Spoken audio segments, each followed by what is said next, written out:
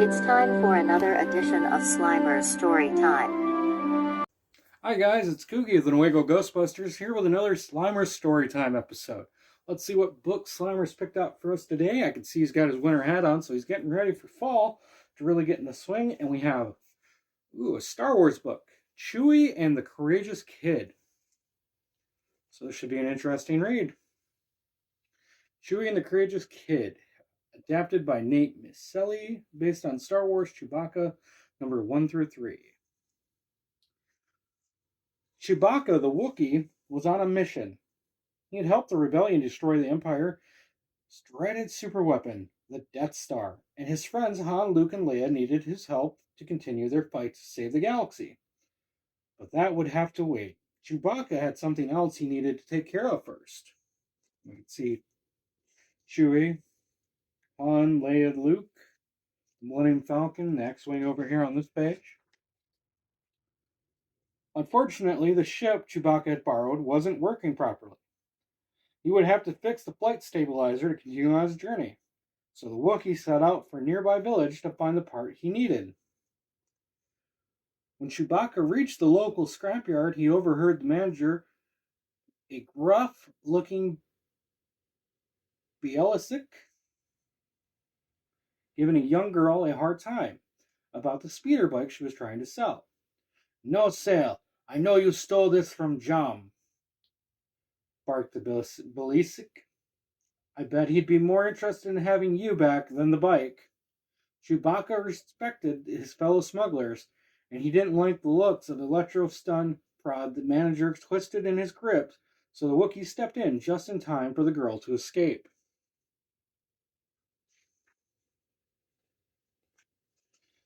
With a new flight stabilizer in hand, Chewbacca made his way back to his ship, but he soon sensed that he was being followed. It was the girl from the scrapyard. Her name was Zaro. "I need some help," said the girl. "My dad and some of our friends are in big trouble." Chewbacca roared. "You don't have a translator?" Zaro asked. Chewbacca roared again. "Do you have a name?" Chewbacca roared a third time. Zaro was puzzled. "I don't know how to say that."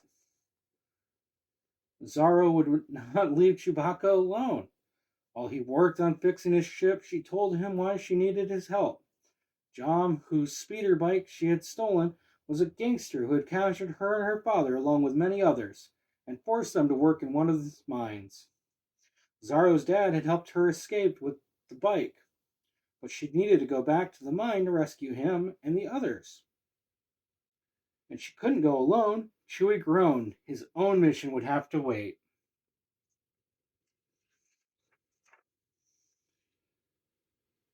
Back at the entrance to Jom's mine, Zaro showed Chewie an air vent she needed him to climb down. The Wookiee was not pleased about the idea of shimmying down a tight air vent, but it was the only way for him to sneak inside without being detected. Zaro had the opposite task. She needed to be detected so she could be thrown back into the mine. Zaro was relieved to see her father again, but then Jom arrived.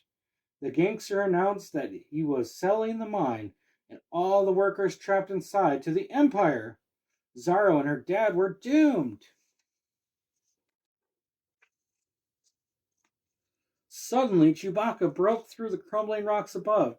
He had made his way down the cramped air vent and was able to battle Jom's guards below, but the gangster managed to flee in all the chaos. You can see Chewbacca fighting with what looks like a droid. Chewbacca, Zaro, and her father were okay, but they knew John would soon send a fresh wave of guards, or something much worse, down to the mine. Chewie had his bowcaster, but they would need a weapon with more firepower if they were going to battle their way to freedom. That's when the Wookiees spotted a little gonk droid nearby and quickly got to work. Zaro had no idea what Chewbacca was doing,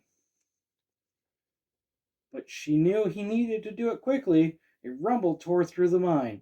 It was a two-wheeled battle droid firing heavy plasma bolts.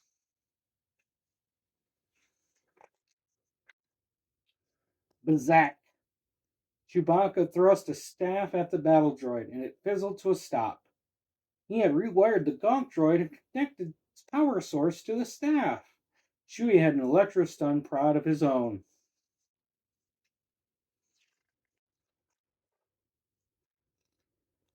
With all the guards and battle droids out of the way, Chewbacca was able to make his way out of the mine through the main entrance. He wanted to make sure the coast was clear before Zorro and the of the rest of the workers escaped. But Jom and his last guard had set a trap.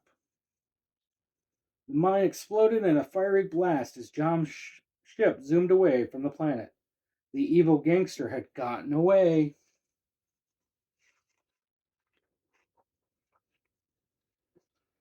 But Chewbacca had saved the day. It was a struggle, but the Wookiee managed to hold up part of the mine so everyone could run away from the collapsing rock. With the entrance to the mine blocked by rubble, Zorro and her father and the workers needed to find another way out.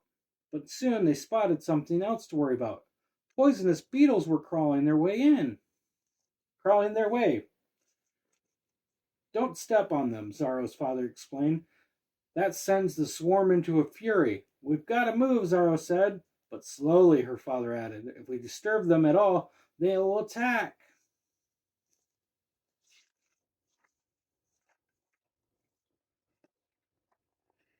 Chewie knew that firing his spellcaster at the beetles would probably qualify as disturbing them, but he didn't have a choice. A river of beetles started to swarm behind them. Whing! And the Wookiee fired a well-aimed blast at the ceiling of the mine behind them, causing a cascade of rocks to crumble on top of the beetles so the workers could run to safety. Zorro and the other workers argued about how to escape the mine, but Chewie knew the only way out was up. It was risky. Picking up the rocks above could cause the ceiling to collapse, as it had with the beetles, but it was their only option, and Chewbacca was the only one strong enough to try it. Chewie grabbed a mining shovel and a long rope and started climbing. It was hard work, slowly, carefully chipping away at the dirt and the rock while holding himself up.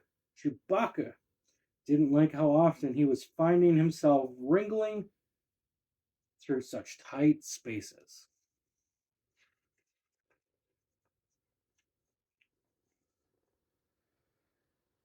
And he was glad when it was over. Safely outside the mine, Chewie dropped the rope through the passageway he had created and pulled up Zorro, her father, and each of the other workers one by one. I'll never be able to thank you for keeping her safe and rescuing us, Zorro's father told Chewbacca as the girl gave the Wookiee one last hug. Chewbacca simply roared a friendly goodbye. Chewie returned to his ship and zoomed off into the stars.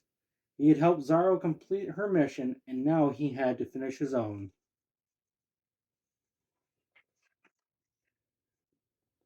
The galaxy needed Chewbacca. He had to return to his friends in the rebellion to keep fighting the Empire. But first, he wanted to see his family. That was the most important mission of all. And that's the end of Chewie and the Courageous Kid. That was quite a good read today, Slimer. We sure can't wait to see what you pick out for us next time. For the Nuevo Ghostbusters, I'm Kugi. That's Slimer. And join us next time on Slimer's Storytime to see what book Slimer picks out next.